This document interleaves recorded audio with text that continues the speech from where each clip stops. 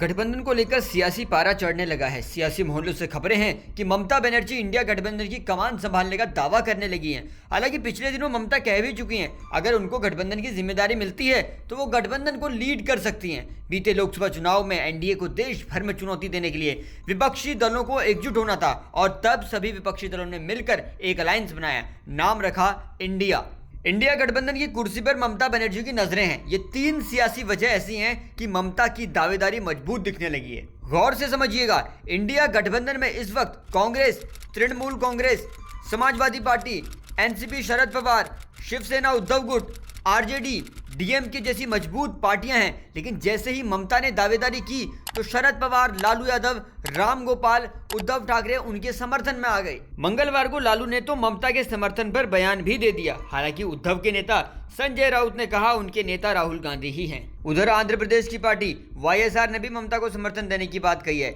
India गठबंधन के बनने के बाद अब तक 12 राज्यों में चुनाव हुए, जिनमें मध्य प्रदेश, छत्तीसगढ़, राजस्थान, हरियाणा, ओडिशा, आंध्र प्रदेश और महाराष्ट्र के चुनाव शामिल हैं। वहीं मध्य प्रदेश, छत्तीसगढ़, राजस्थान, हरियाणा में बीजेपी का सीधा मुकाबला कांग्रेस से था, जहां कांग्रेस को बुरी हार का सामना करना पड़ा। झारखंड में बीजेपी सीधे जेएमएम और कांग्रेस के खिलाफ चुनाव लड़ रही थी और बीजेपी को यहां हार का सामना करना पड़ा। उधर जम्मू कश्मीर में इंडिया गठबंधन ने बीजेपी को चुनाव हराया। सबसे अहम बात, ममता बनर्जी देश की जानी मानी नेता हैं, बंगाल की 3 बार की सीएम हैं, विपक्षी मुद्दों पर खूब मुखरता से बोलती आई हैं। कहा जा सकता है इस वक्त विपक्ष के पास देश में ममता जैसी कोई दूसरी महिला लीडर नहीं है। 2014 से बीजेपी के पास केंद्र की सत्ता है और आज भी बंगाल में बीजेपी के पास वो सीट नहीं है जो होनी चाहिए थी। कहा जा सकता है ममता के आगे वहां बीजेपी का कोई दांव पेच काम नहीं किया। ममता ने अपने राजनीतिक करियर की शुरुआत युवा कांग्रेस से की थी।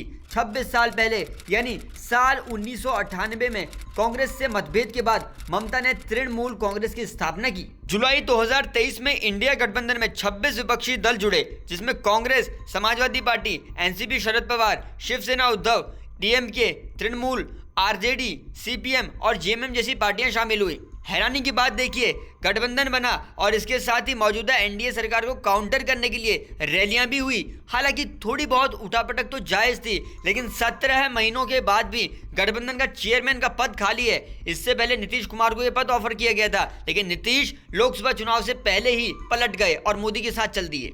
अब सियासी गलियारों में खबरें ये हैं कि इंडिया गठबंधन के इस चेयरमैन के पद पर ममता बैठ सकती हैं। हालांकि अभी तक इस पर कोई भी औपचारिक ऐलान नहीं हुआ है। ये बात भी उतनी ही क्लियर है कि राहुल गांधी इंडिया गठबंधन के चेयरमैन के पद पर किसी को इतनी आसानी से नहीं बैठने दे सकते। एक एक सियासी खबर आपको सबसे पहले बताएंगे, बस आप देखते रहिए जनसत्ता।